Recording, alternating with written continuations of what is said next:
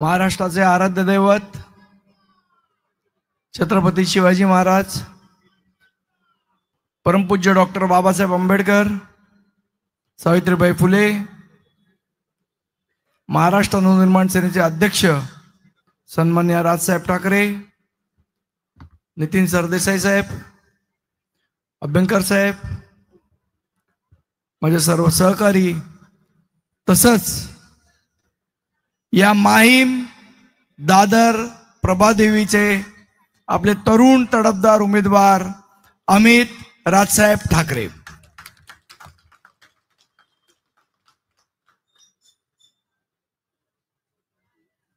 गेल्या 15-20 दिवसामध्ये अनेक घडामोडी या माहीम विभागात घडत होत्या. हा माहीम विभाग जरा चर्चेमध्ये होता. महत्वाचं कारण अमित साहेबांची उमेदवारी ही राजसाहेबांनी जाहीर केली होती. त्यानंतर पूर्ण मुंबईतली हॉट सीट ही माहीम झालेलं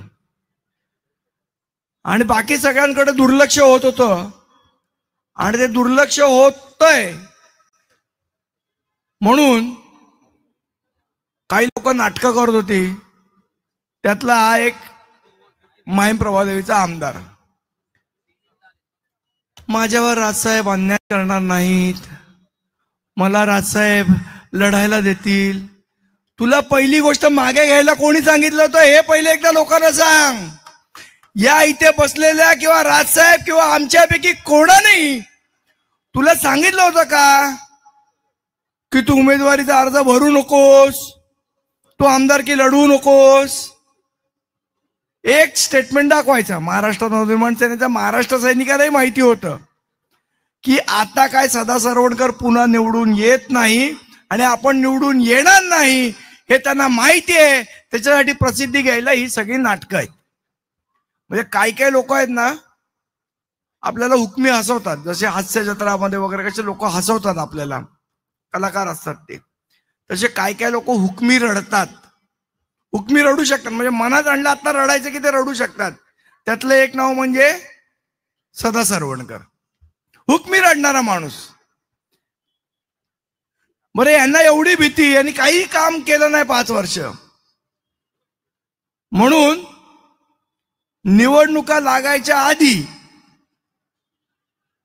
15,000 कुकर वाटले या सदा सरवणकरने. का बाबा वाटलंस कुकर? जर तू काम केलं होतंस तर एवढी कामं केली होतीस ना, कुकर वाटायची वेळ का आली?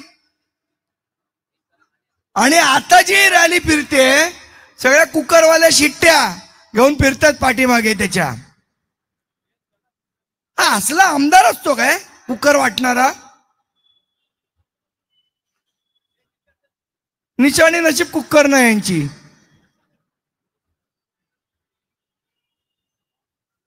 आणि या असल्या लोकांना आपण निवडून द्यायचंय का? या असल्या लोकां म्हणजे काय एक म्हण आहे, बुड्ढी गोडी लाल लगाम, तसा बुड्ढा गोडा लाल लगाम झालाय या दादर माहीम प्रभादेवीचा.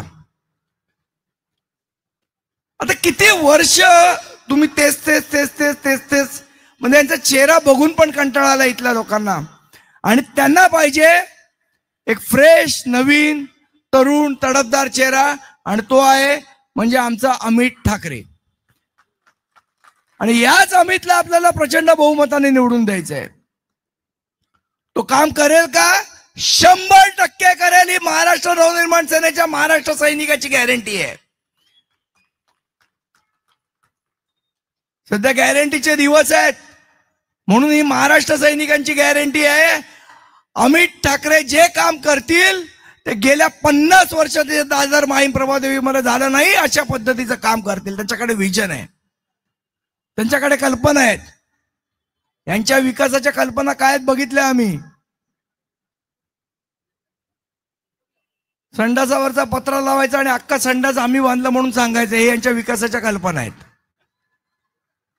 है ना? त्यामुळे असले लोक नको आहेत. आणि दुसरे ते उबाटा. या दादर मधल्या छत्रपती शिवाजी महाराज पार्कची जर मैदानाची कोणी वाट लावली असेल तर ते या उबाटाने लावली आहे. आणि यांच्या त्या आदित्य ठाकरेंनी आणि यांच्या त्या उद्धव ठाकरेंनी लावली आहे. त्या छत्रपती शिवाजी पार्कवर मैदानावर माती टाकायला कोणी सांगितलं होतं यांना? आज सगळा जो धुळीचा त्रास होतोय ना, तो या लोकांमुळे होतोय. त्या मैदानावर माती टाकू नका म्हणून मी, आमचे सरदेसाई साहेब, यशवंत किल्लेदार, आम्ही तिथे आंदोलनाला बसलो. व माती टाकू नका, माती टाकल्याने शिवाजी पार्क मैदानाची वाट लागेल. तरी आमच्यावर केसेस टाकायचा प्रयत्न केला आणि माती टाकायला सुरुवात केली. बरं, माती टाकली ती टाकली, त्याच्यामध्ये खड्या टाकल्या. म्हणजे यांची अक्कल विकासाची कुठे आहे बघा. या लोकांची अक्कल नावाचा जो वरचा देवाने दिलेला भाग आहे तोच वापरायचा नाहीये यांना. तिथे खडी टाकली, माती टाकली, सगळं टाकलं आणि त्या शिवाजी पार्क मैदानाची वाट लावली. आणि नंतर आत्ताचे जे आमदार आहेत ते म्हणतात मलाही कळत होतं वाट लागते, पण वरनं आदेश होता, मी काय करू शकलो नाही. मला वाटत होतं संदीप देशपांडेच्या बाजूला आंदोलनाला उभं राहावं. सन्मान्य राजसाहेबांचं आगमन होतंय आणि अमित साहेबांनाही बोलायचंय, त्यामुळे मी माझे भाषण आटपतो घेतो. जय हिंद, जय महाराष्ट्र.